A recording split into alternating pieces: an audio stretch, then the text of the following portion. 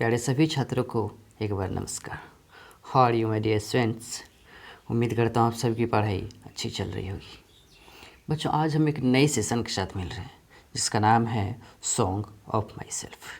ये एक पोएम है, एक बहुत ही शानदार पोएम है और आज हम इस पोएम का फुल एक्सप्लेनेशन जानने वाले हैं। सिर्फ फुल एक्सप्लेनेशन ही नहीं बल्कि शानदार एक्सप्लेनेशन जानने वाले हैं और इतना शानदार एक्सप्लेनेशन आपको शायद ढूंढने से भी कहीं नहीं मिलने वाला है। इसलिए बने रहिए वीडियो में अंत तक। एक बात और भी बता दूं कि मुझे यकीन है कि ये एक्सप्लेनेशन आज आपको बहुत ही पसंद आने वाला है, इसलिए वीडियो को लाइक ज़रूर कर दें और आपके जैसे जितने भी स्टूडेंट्स एग्ज़ाम की तैयारी कर रहे हैं उन्हें ये वीडियो ज़रूर शेयर करें, क्योंकि अच्छी चीज़ों पर सभी का हक होता है। और अगर आपने अभी तक चैनल को सब्सक्राइब नहीं किया है तो बगल में जो लाल वाला बटन दिख रहा है, अरे दबाएं दो उसको जोर से। और दरबार में आए हो तो घंटा भी बजा देना। और चलो अब एक्सप्लेनेशन शुरू करते हैं। सॉन्ग ऑफ माई सेल्फ, मेरा स्वयं का गीत। ये कविता हमें खुद की तरफ लौटने का संकेत देती है। ये कविता हमें अपने अस्तित्व को सेलिब्रेट करने की बात कहती है, क्योंकि हम हमेशा दुनिया की तरफ, दूसरों की तरफ तो देखते ही रहते हैं, लेकिन खुद को कभी वक्त नहीं देते हैं, कभी वक्त देकर खुद से नहीं मिलते हैं। तो ये कविता हमें खुद की ही तरफ लौटने का संकेत देती है। ये हमें अपने अस्तित्व को, अपने आप को सेलिब्रेट करने का संकेत देती है। आइए देखते हैं कैसे। I celebrate my self. एक बात और भी बता दूँ कि पोएट के बारे में हम एक्सप्लेनेशन के बाद जानेंगे, इसलिए चिंता ना करें। I celebrate my self and Singh my self. मैं खुद को सेलिब्रेट करता हूँ। सेलिब्रेट करना मतलब उत्सव मनाना या खुशियाँ मनाना, एन्जॉय करना। मैं खुद को एन्जॉय करता हूँ। एंड सिंग माई सेल्फ, और मैं खुद को ही गाता हूँ। मैं खुद को सेलिब्रेट करता हूँ और मैं खुद को ही गाता हूँ। And what I assume you shall assume. And what I assume, assume मतलब होता है मानना, मान लेना, कल्पना करना, समझना।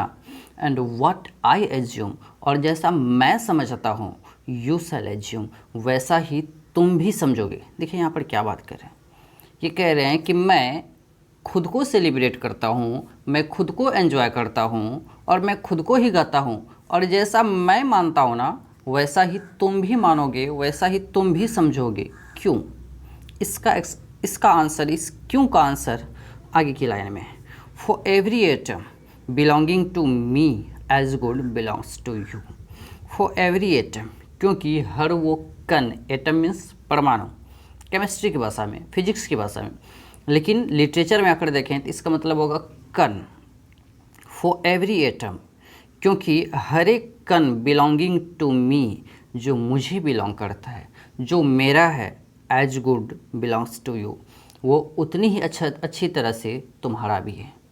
कहने का यहाँ पर मतलब ये है कि जिन सभी चीज़ों से मिलकर मेरा शरीर बना हुआ है, उन्हीं सभी चीज़ों से, उन्हीं सभी कणों से मिलकर तुम्हारा भी शरीर बना हुआ है। या एक मीनिंग और भी आ सकता है कि प्रकृति का दिया हुआ जो कुछ भी मेरे पास है, वही सब उतनी ही अच्छी तरह से तुम्हारे पास भी है। इसलिए कह रहे हैं कि मैं सेलिब्रेट करता हूँ खुद को, मैं खुद को एंजॉय करता हूँ, मैं खुद को गाता हूँ, और जैसा मैं मानता हूँ वैसा ही तुम भी मानोगे, क्योंकि यहाँ पर जो कुछ मेरे पास है वही चीज़ तुम्हारे पास भी है।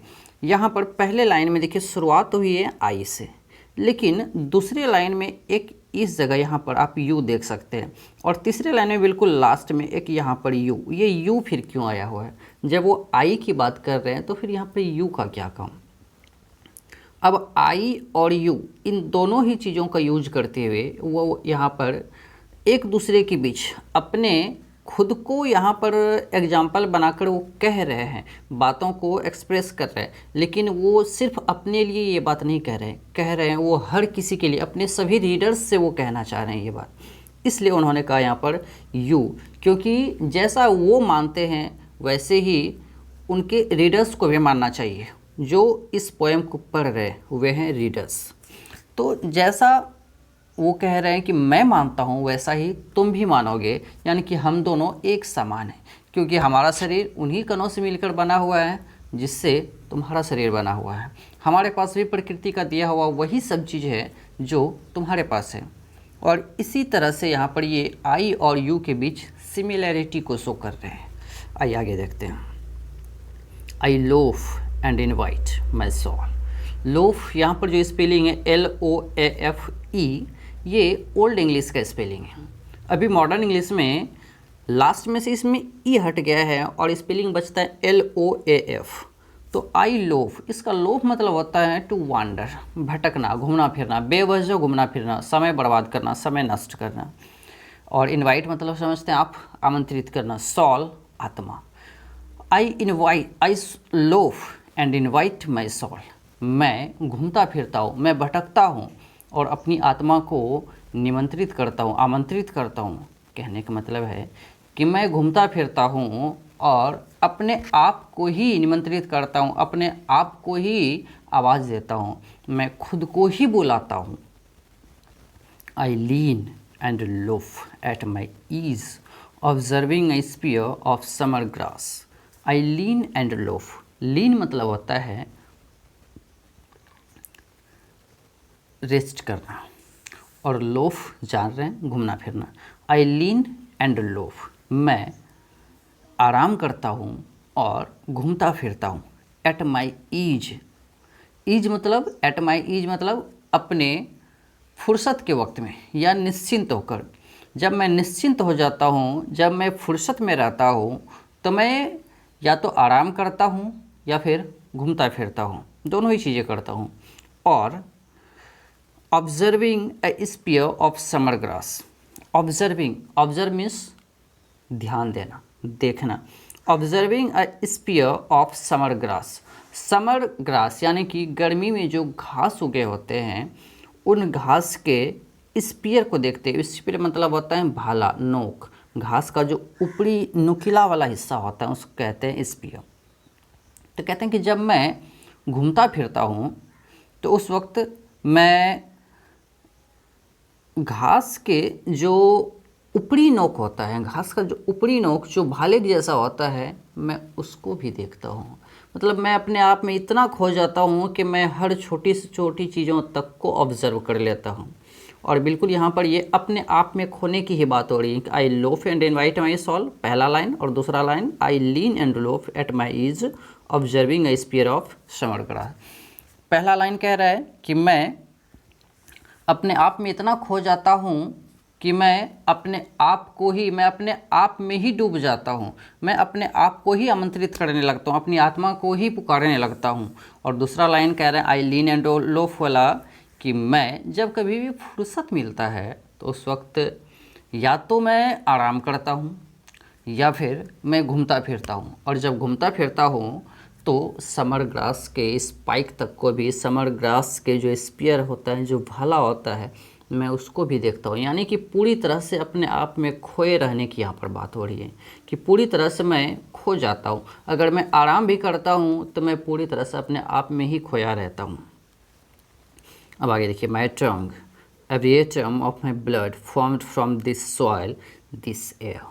माई टंग, मेरी जीभ, every atom of my blood, मेरे खून का हर एक कण, फॉर्म्ड फ्रॉम दिस सॉइल, इसी मिट्टी से बना हुआ है, दिस एयर, इसी हवा से बना हुआ है। मेरा जीभ, मेरे शरीर का, मेरे खून का हर एक कण इन्हीं हवाओं से मिलकर बना हुआ है, इसी मिट्टी से मिलकर बना हुआ है। इस लाइन का मीनिंग आगे की लाइन से जोड़ता है, देखिएगा कैसे। Born here of parents, born here from parents the same and their parents the same. Born here, जन्म लेना, पेरेंट्स, माता पिता। बोर्न हियर ऑफ पेरेंट्स, मैंने अपने माता पिता से जन्म लिया है। Born here from parents the same, और मेरे माता पिता ने अपने माता पिता से जन्म लिया है। And their parents the same, और मेरे माता पिता के जो माता पिता थे उन्होंने भी अपने माता पिता से जन्म लिया है। अब ये मीनिंग कहना क्या चाह रहे हैं, देखिए यहाँ पर सबसे पहला मीनिंग ये देशभक्ति का शो कर रहा है, पेट्रियोटिज्म का शो मीनिंग कर रहा है। कैसे? अब दो ऊपर वाले लाइन को भी देखिए, माई टंग, इसके साथ मिलकर कि कवि अमेरिका के हैं और वो कह रहे हैं अपने अमेरिकी भाइयों से कि मेरा जीव, मेरे खून का हर एक कण इसी धरती से बना हुआ है, वो इसी मिट्टी से बना हुआ है जिससे तुम्हारा बना हुआ है, इसी हवा से मिलकर बना हुआ है। और मेरे माता पिता ने यहीं पर जन्म लिया है, उनके माता पिता ने भी यहीं पर जन्म लिया है।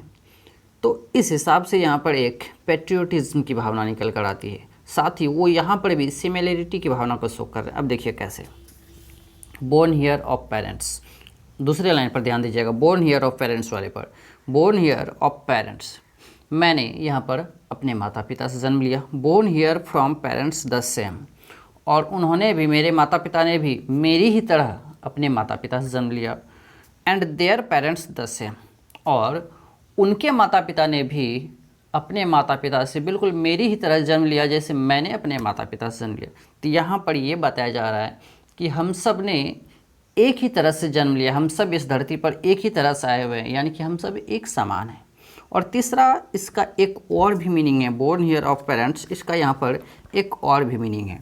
समझिए इस बात को कि किसी गांव का एग्जांपल ले लीजिए। आज गांव में 150 घर हैं, लेकिन अगर वापस जाकर देखें ना तो किसी वक्त में उस गांव में 1 से 2 घर रहा होगा, और 1 से 2 घर से ही बढ़ते बढ़ते आज गांव में 150 घर हो गए। तो कहने का यहाँ पर कवि का ये भी मतलब है कि हम सब तो एक ही हैं, हमारे पूर्वज एक ही थे, हम एक ही पूर्वज से बढ़ते बढ़ते आज इतने हो गए हैं, तो हम सब एक ही हैं। तो फिर क्या है का लड़ाई झगड़ा, हम सब मिलजुल कर रहे हैं, एक दूसरे को सेलिब्रेट करें। मैं खुद को सेलिब्रेट करता हूँ, तुम खुद को सेलिब्रेट करो, हम सब मिलजुल कर रहेंगे। यहाँ पर ये यूनिटी की भी बात हो रही है। और अब आगे आइए, I know 37 years old in perfect health begin। मैं 37 years old, 37 साल का हो गया हूँ। कभी बता रहे हैं अपनी उम्र कि मैं अब 37 साल का हो गया हूँ। इन परफेक्ट हेल्थ, परफेक्ट मतलब पूरी तरह से अच्छा, शानदार। परफेक्ट हेल्थ, मेरा स्वास्थ्य अभी भी एकदम शानदार है, एकदम दमदार है। मैं 37 साल का हो गया हूँ और मेरा स्वास्थ्य अभी भी एकदम शानदार है। बिगिन, ऐसा लगता है कि जैसे मैंने अभी अपने जीवन की शुरुआत ही की हो। जब कोई व्यक्ति 37 साल का हो जाता है तो इस उम्र को माना जाता है कि लगभग वो अपने मिड एज में पहुंच चुका है। लेकिन कवि यहाँ पर कह रहे हैं कि मेरी उम्र 37 साल हो गई है और मुझे ऐसा लगता है कि जैसे मैंने जीवन का भी शुरुआत ही किया है, क्योंकि मेरा स्वास्थ्य बिल्कुल शानदार है, बहुत ही अच्छा है। और निश्चित सी बात है कि कोई युवा, किसी युवक का, किसी यंग का जितना अच्छा स्वास्थ्य होगा, जो जो उम्र बढ़ती चली जाएगी स्वास्थ्य उतना ही कमज़ोर होता चला जाएगा। और कभी कह रहे हैं कि 37 साल का हो गया भाई, लेकिन फिर भी मेरा स्वास्थ्य एकदम शानदार है, दमदार है, कोई दिक्कत नहीं। और ऐसा लगता है जैसे मैंने अभी अभी अपने जीवन का शुरुआत किया है। आगे ये देखिए, hoping to cease not till death. Hoping, उम्मीद करना, सीज रुकना या रोकना, और डेथ मृत्यु। Hoping to cease not till death, मैं उम्मीद कर रहा हूँ कि मृत्यु तक मैं रुकूंगा नहीं, मृत्यु तक मैं मरूंगा नहीं। क्या कह दिया बात, मृत्यु तक मैं रुकूंगा नहीं या मृत्यु तक मैं मरूंगा नहीं। किसी ने कहा है, cowards die many times before death but a brave dies only once. यानी कि कायर लोग मौत के पहले भी कई बार मर जाते हैं, लेकिन जो बहादुर होता है वो एक ही बार मरता है। और कभी बिल्कुल एक बहादुर की तरह अपना जीवन जीना चाहते हैं। हालांकि यहाँ पर ये बहादुर बस मैंने आपको सिर्फ कहने के लिए एग्जांपल यहाँ पर लिया है, लेकिन ऐसा नहीं है कि यहाँ पर कभी बहादुरी वाला, ब्रेवरी वाला कोई मीनिंग यहाँ पर आ रहा है, वैसा नहीं है। बस यहाँ पर ये कहना ये चाह रहे हैं कि मृत्यु तक मेरा स्वास्थ्य ऐसा ही रहेगा, मैं ऐसा ही अपना स्वास्थ्य रखूँगा, और मृत्यु तक ये मेरा सेलिब्रेशन चलता रहेगा। मृत्यु तक मेरा ये सेलिब्रेशन रुकने वाला नहीं है। जब तक मुझे मौत ना आ जाए तब तक मेरा ये सेलिब्रेशन रुकने वाला नहीं है। आगे देखिए, creeds and schools in abeyance. Creed means होता है धर्म, और स्कूल मतलब होता है हमारे सोचने के तरीके, हमारे विचार। और अबेयंस मतलब होता है किसी भी चीज़ को रोक देना, स्थगित कर देना, यानी कि नियंत्रित कर लेना। क्रिड्स एंड स्कूल्स इन अबेयंस, धर्म को और विचारों को नियंत्रण में यहाँ पर रखने की बात हो रही है। अब क्यों, ऐसा क्यों और क्या कारण है, इन सभी चीज़ों का एग्जाम्पल मिलेगा, जवाब मिलेगा आगे। Retiring back a while, retire back पीछे हटना, अ वाइल थोड़ा सा, सफाइज्ड मतलब एनफ, सफिशियंट पर्याप्त, at what they are but never forgotten. देखिए कह रहे हैं कि अपने धर्म को और मैंने अपने विचारों को नियंत्रित कर लिया है। अपने धर्म को और विचारों को, धर्म से संबंधित जो मेरे मत हैं और मेरे जो अपने खुद के विचार हैं, इन सब को मैंने थोड़ा रोक लिया है। रिटायरिंग बैक अ वाइल, थोड़ा सा वापस लौटते हुए, सफाइज्ड पर्याप्त जितना है, एट व्हाट दे आर जितना पर कि वे पर्याप्त है। मैंने अपने विचारों को और अपने धर्म के जो मत है उन सब को मैंने थोड़ा वापस आते हुए, वापस लौटते हुए मैंने थोड़ा रोक लिया है। जहाँ तक मैं पहले समझता था, अब वहाँ से वापस लौटते हुए मैंने उसे थोड़ा रोक लिया है। क्यों? क्योंकि ज़रूरत से ज़्यादा अगर हम धार्मिक बन जाएंगे तो ये कट्टरता होगी, और कट्टरता में लोग एक दूसरे से नफरत करने लग जाते हैं। और अगली बात कि विचार, ज़रूरत से ज़्यादा अगर हम अपने विचारों को ही महत्व देने लगेंगे तो ये हमें घमंडी बना देगा, और घमंडी इंसान कभी किसी दूसरे की रिस्पेक्ट नहीं कर सकता है, और जो दूसरे की रिस्पेक्ट नहीं कर सकता है, लोगों के साथ मिलजुल कर नहीं रह सकता है, वो जीवन में कभी खुश भी नहीं रह सकता है। इसलिए कह रहे हैं कि क्रिड्स एंड स्कूल्स इन अबेयंस, कि अपने धर्म के जो मत है उसको और तुम्हारे जो अपने विचार हैं उन सब को थोड़ा नियंत्रित करके रखो, या मैंने नियंत्रित कर लिया है। Retiring back a while sufficed at what they are, थोड़ा वापस लौटते हुए, क्योंकि मैं इसको, अपने धर्म के मत को और अपने विचारों को बहुत अधिक महत्व देता था, लेकिन अब मैंने उसको वापस लौटते हुए थोड़ा नियंत्रित कर लिया है। उतना ही अब मैं उसको महत्व देता हूँ जितना कि वे सफिशियंट हैं, बट नेवर फॉरगॉटन, लेकिन मैं उसे भूला कभी नहीं हूँ। अब देखिए यहाँ पर दोनों ही कॉन्ट्राडिक्टरी बातें हैं। बट नेवर फॉरगॉटन, कि मैं उसे भूला नहीं हूँ। कहते हैं उसे नियंत्रित करके रखना है, भूलना नहीं है। क्योंकि धर्म हमें जीवन की राह सिखाते हैं, जीवन जीना सिखाते हैं। बस ज़रूरत से ज़्यादा नहीं होना है। जितना सा धर्म हमें कहता है बस धर्म को हम उतना ही महत्व दें, ज़रूरत से ज़्यादा नहीं। और दूसरा कि अपने विचार, ये विचार हमारे, ये हमें खुद की पहचान दिलाते हैं। हमारे अपने विचार ही हैं जो हमारी सबसे एक अलग पहचान बना कर रखते हैं। तो इसलिए कह रहे हैं कि इन दोनों चीज़ों को भूलना भी नहीं है, पूरी तरह से भूल भी नहीं जाना है, बस थोड़ा नियंत्रित करके रखना है। क्योंकि भूल जाओगे तो तुम्हारी कोई पहचान नहीं रहेगी। अपने विचारों को अगर तुमने छोड़ दिया, तुम्हारी जो अपनी सोचें अगर तुमने उसे छोड़ दिया, तो तुम्हारी कोई पहचान नहीं रह जाएगी। क्योंकि ये तुम्हारे अपने विचार ही हैं जो तुमको पहचान दिलाते हैं। इसलिए क्रिड्स एंड स्कूल्स, अपने धर्म के जो मत हैं उसे और खुद के विचारों को इन अबेयंस थोड़ा नियंत्रित करके रखो। रिटायरिंग बैक अ वाइल सफाइज्ड, थोड़ा पीछे हटते हुए, जितना पर कि ये धर्म के विचार और तुम्हारे अपने विचार ये सफिशियंट है, जितना सा रखना जरूरी है बस उतना ही रखो। बट नेवर फॉरगॉटन, लेकिन उसे कभी भूलना नहीं है।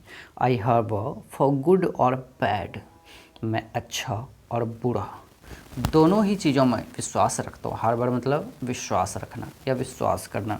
आई हार्बर फॉर गुड और बैड, मैं अच्छा और बुरा दोनों ही चीज़ों में विश्वास रखता हूँ। देखिए अब यहाँ से कविता एक दूसरी तरफ जा रही है कि कवि ये एक जीवन को अनुभव कैसे करना है, जीवन में कैसे हमें आने वाली हर एक मुसीबतों से सामना करना है, वो सारी चीज़ें बता रहे हैं। आई हार्बर फॉर गुड और बैड, मैं अच्छा और बुरा दोनों ही चीज़ों में यकीन रखता हूँ। यानी कि दुनिया में अच्छी चीज़ें भी होती हैं, बुरी चीज़ें भी होती हैं। मैं अच्छा भी कर सकता हूँ, बुरा भी कर सकता हूँ। मैं अनजाने में हो सकता है मुझसे कुछ गलती भी हो जाए। I permit to speak at every hazard, I permit to speak, मैं बोलने की अनुमति देता हूँ। एट एवरी हैज़र्ड, हर एक डेंजर पर, हैज़र्ड मतलब डेंजर, मैं हर एक डेंजर पर बोलने की आज़ादी देता हूँ, खुद को अनुमति देता हूँ। कहने का मतलब है कि सच बोलने की मैं हिम्मत रखता हूँ, चाहे कोई सा भी खतरा हो, क्योंकि झूठ बोलकर कोई कभी भी खुश नहीं रह सकता है, और सच बोलकर कितनी भी परेशानी आ जाए कभी अफसोस नहीं होगा। इसलिए कह रहे हैं कि मैं सच बोलने की हिम्मत रखता हूँ, परेशानी चाहे कितनी भी आ जाए, चाहे कोई सा भी खतरा हो, मैं सच बोलने की हिम्मत रखता हूँ। जो अच्छा है मैं उसे अच्छा कहूँगा, जो बुरा है मैं उसे बुरा कहूँगा, जो सच है उसे सच कहूँगा, और जो झूठ है मैं उसे झूठ ही कहूँगा। क्योंकि मैं जानता हूँ, मैं विश्वास करता हूँ कि जीवन में अच्छा और बुरा दोनों ही चीज़ें होता हैं। मुझसे भी अगर कुछ गलती हो जाए तो मैं उसे बुरा ही कहूँगा, अगर मैंने कुछ अच्छा किया है तो मैं उसे अच्छा ही कहूँगा। नेचर विदाउट चिक विद ओरिजिनल एनर्जी, ये लाइन को ठीक से समझ लीजिए, इसका अक्सर एक्सप्लेनेशन वगैरह पूछ दिया जाता है इस लाइन का। नेचर विदाउट चिक, नेचर प्रकृति, प्रकृति में अच्छा और बुरा दोनों ही चीज़ें घटित होती रहती हैं, अच्छी चीज़ें और बुरी चीज़ें दोनों ही चीज़ें घटित होती रहती हैं। Without check with original energy, original energy, लेकिन जो कुछ भी होता है वो सब के सब अपने ओरिजिनल एनर्जी के साथ होता है। यानी कि प्रकृति में जो कुछ भी घटनाएं घटती है वो सभी अपने ओरिजिनल एनर्जी के साथ होती हैं, क्योंकि प्रकृति में जो कुछ भी एनर्जी है वो पूरी तरह से शुद्ध है, उसको नियंत्रित करने के लिए कोई भी नहीं है। जो भी घटना घटेगी वो अपने फुल एनर्जी के साथ होगी, और मैं भी वैसे ही जीवन को अपने ओरिजिनल एनर्जी के साथ जीना चाहता हूँ। प्रकृति की ही तरह मैं भी अपने जीवन को ओरिजिनल एनर्जी के साथ जीना चाहता हूँ। जीवन जो भी होगा मेरे लिए ओरिजिनल होगा, अच्छा होगा तो अच्छा, बुरा होगा तो मैं उसे बुरा भी कहूँगा। यानी कि जीवन जैसा भी हो, अच्छा हो बुरा हो, मैं सबसे मिलूँगा। हर एक खतरे पर मैं सच बोलने की हिम्मत रखूँगा, और बिल्कुल प्रकृति की ही तरह अपने जीवन से मैं ओरिजिनल एनर्जी के साथ मिलूँगा, अपने ओरिजिनल एनर्जी के साथ मैं जीवन जीऊँगा। और इस तरह से आपका ये एक्सप्लेनेशन पोएम का यहाँ पर समाप्त होता है। और अब आगे समझते हैं पोएट के बारे में। सॉन्ग ऑफ माई सेल्फिश के ऑथर हैं वाल्ट विटमैन। ये एक अमेरिकन पोएट हैं, अमेरिका के कवि हैं, पीपल्स पोएट, इनको लोगों के कवि भी कहा जाता है। ध्यान रखेंगे, पीपल्स पोएट वाल्ट विटमैन। एक था चिल्ड्रंस पोएट, तो ध्यान रखेंगे कन्फ्यूजन ना हो इसमें। वाल्ट विटमैन है पीपल्स पोएट। आगे the most individualistic poet. Individualistic क्या होता है? इंडिविजुअलिस्टिक मतलब होता है व्यक्ति परख, जो एक व्यक्ति को पकड़कर उसके आसपास ही कोई भी रचना कर दे, जो भी वो लिखे वो एक व्यक्ति के आसपास सारी चीज़ों को घुमा दे। जैसे कि यहाँ पर इन्होंने किया, I celebrate my self and Singh my self. खुद को एक व्यक्ति मानकर अपने चारों तरफ ही पूरी कविता को अपने ही पास घुमा कर रख लिया। लेकिन अपने पास घुमा कर रखते हुए भी इन्होंने संदेश सबको दिया है। आगे देखिए, फादर ऑफ फ्री वर्स। सबसे पहले तो कि वर्स का मीनिंग होता है कोई भी कविता या कोई भी पद्य भाग जो दोहा टाइप का हो। तो father of free verse, free verse क्या होता है? जैसे कि आप सोनेट पढ़ते हैं तो सोनेट में 14 लाइन्स होता है, उसमें राइम होता है। तो फ्री वर्स में कोई भी राइम नहीं होता है, कोई भी इसमें मीटर काम नहीं करता है। मतलब कवि इसमें लिखने के लिए या लेखक इसमें लिखने के लिए आज़ाद होता है, उसको किसी भी नियम को फॉलो नहीं करना होता है, वो अपनी मन मर्जी से लिखता है। और इसकी शुरुआत इन्होंने ही की थी, वाल्ट विटमैन ने ही की थी। तो इसलिए ये फ्री वर्स के फादर है। आगे देखिए, इनका जन्म हुआ था 31 मई 1819 को, 1819 वेस्ट हिल्स न्यूयॉर्क। और न्यूयॉर्क कहाँ है ये तो आप सबको पता होगा, याद आ रहा है, यूएस में, यूनाइटेड स्टेट्स में। और यूनाइटेड स्टेट्स यानी कि अमेरिका। तो 31 मई 1819 को वेस्ट हिल्स न्यूयॉर्क में इनका जन्म हुआ था, और इनकी मृत्यु हुई थी 26 मार्च 1892 को कैम्डेन न्यू जर्सी। न्यू जर्सी भी अमेरिका का ही एक स्टेट है। तो इनकी मृत्यु हुई थी 26 मार्च 1892 को कैम्डेन न्यू जर्सी में। कारपेंटर, 12 वर्ष से कम की ही जब इनकी एज थी तब ये कारपेंटर बन गए थे, यानी कि बढ़ई का काम करने लगे थे। और आगे चल के ये प्रिंटर बने, टीचर बने, volunteer nurse during the civil war. और सिविल वार मतलब होता है गृह युद्ध, जब घर के अंदर ही, जब देश के अंदर ही लड़ाई छिड़ जाए तो इसे कहते हैं सिविल वार। और उस सिविल वार के दौरान जब अमेरिका में सिविल वार, जब गृह युद्ध छिड़ा था, तब ये एक वॉलंटियर नर्स का इन्होंने काम किया था, यानी कि वो व्यक्ति जो युद्ध में घायल लोगों की सेवा करता हो और उसके लिए कोई भी पैसा ना लेता हो, वो है वॉलंटियर नर्स। तो गृह युद्ध के समय ये वॉलंटियर नर्स का भी इन्होंने काम किया था। और आगे आइए, इम्पॉर्टेंट वर्क्स जो इनकी रचना है, सबसे पहला है लिव्स ऑफ ग्रास। ये सबसे पहले पब्लिश किया गया था 1855 में, और जब पहली बार इन्होंने इसको पब्लिश किया था तो अपने खर्चे पे, अपने पैसे खर्च करके इन्होंने लिव्स ऑफ ग्रास को पब्लिश किया था 1855 में। In 1881 Leaves of Grass found a publisher. और 1881 में एक पब्लिशर मिला जिसने लिव्स ऑफ ग्रास को पब्लिश करने की इच्छा जताई और उसने पब्लिश भी किया। अब एक बात को यहाँ पर लेकर कंफ्यूज ना करें कि 1855 में इसका फर्स्ट पब्लिकेशन आया और 1881 में जाके दूसरा है, ऐसी बात नहीं है। बल्कि 1855 से लेकर 1881 के बीच इसका ढेर सारा पब्लिकेशन आ चुका था, और तब जाके 1881 में एक पब्लिशर मिला जिसने इसको फिर पब्लिश किया। आगे देखिए, translation of this collection were enthusiastically received in Europe. Enthusiastically मतलब होगा उत्साहपूर्वक। तो यूरोप के लोगों ने जो लिव्स ऑफ ग्रास था इसके ट्रांसलेशन को खुशी खुशी उत्साहपूर्वक रिसीव किया, यानी कि यूरोप में इनकी रचनाओं को बहुत अधिक महत्व दिया गया, बहुत अधिक सराहा गया, इसकी बहुत प्रशंसा हुई। और आगे दूसरा जो इनका वर्क है वो है ड्रम टैप्स, जो 1866 में है। तो ध्यान रखिएगा, लिव्स ऑफ ग्रास आया था 1855 में और ड्रम टैप्स 1866 में। और he got appreciation in America only after his death. और अमेरिका में जो उनको एप्रिसिएशन मिला, जो उनकी सराहना हुई, उनके कामों के लिए उनकी तारीफ़ हुई, ये जीते जी उनको नहीं मिल सकी। जीते जी उनकी तारीफ़ नहीं हुई। मृत्यु के बाद, जब उनकी मृत्यु हो गई, तब उनकी सराहना हुई थी, तब उनके कामों के लिए उनकी तारीफ़ की गई थी। और अब इसी के साथ आज का ये एक्सप्लेनेशन समाप्त होता है, और मैं उम्मीद करता हूँ कि एक्सप्लेनेशन आपको पूरी तरह से समझ में आ गया होगा। फिर भी अगर कोई डाउट रह गया हो तो कमेंट करके ज़रूर पूछें, आपके सवालों का जवाब देकर मुझे खुशी होगी। तो अब आज की बात यहीं तक, मिलते हैं एक नए सेशन के साथ, और अंत तक बने रहने के लिए आपका धन्यवाद और ढेर सारा प्यार।